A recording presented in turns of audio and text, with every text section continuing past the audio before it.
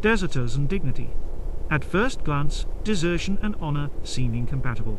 Yet in the history of the Caucasus there were moments when honor and dignity themselves became the reason mountain men left military service. This is the story of Highlanders who, through a chain of historical events, found themselves in what chess calls Uggswaba position, where only one move remains. In 1851, 6 natives of the Caucasus stood trial in the Prussian city of Bromberg, today Bydgoszcz in Poland. They were charged with resisting authorities, an incident that resulted in deaths. The background reaches back to 1849. The Emperor of Austria-Hungary asked the Russian Emperor for help in suppressing the Hungarian uprising.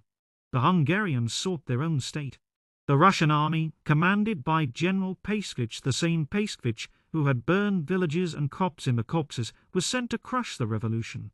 Among its ranks was the Caucasian Cavalry Mountain Division, composed of Circassians, Kabard-ins, Chechens, and other Highlanders. The revolution was suppressed.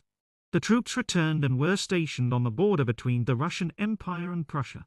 Garrison routine began real discipline, punishment.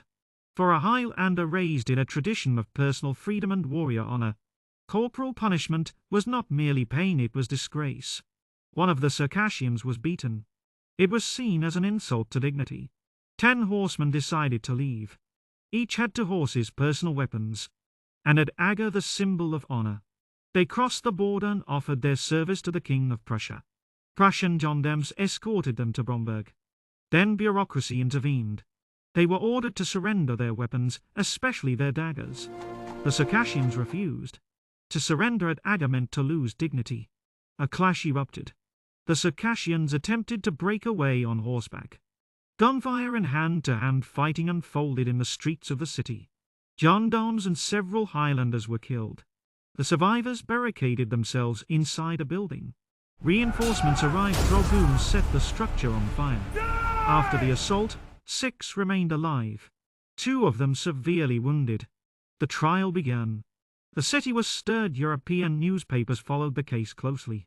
The courtroom was packed with elegantly dressed ladies in the front rows. Public opinion leaned toward the Circassians. Clothes were sewn for them, food was sent.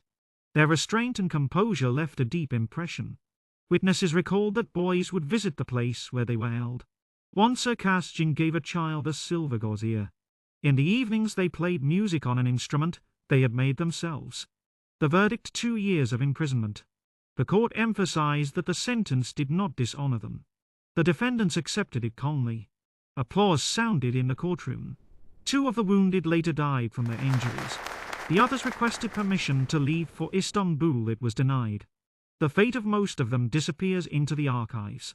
But one of them, Erkinov, years later reappeared in the Caucasus, now commanding a detachment continuing the struggle against the Russian Empire. The paradox of history is clear.